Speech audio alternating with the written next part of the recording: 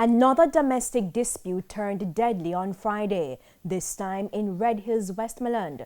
The deceased has been identified as 27-year-old Kemar Williams.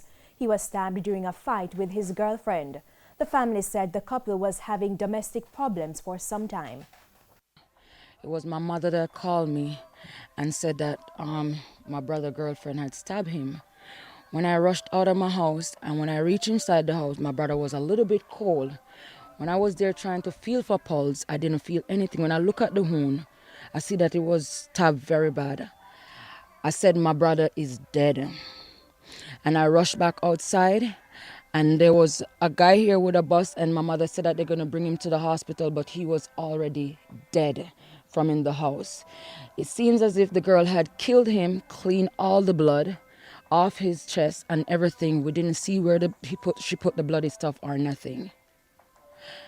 And his body was lying down right out here until maybe around 3 something in the morning, until the police and everyone come and take care of him.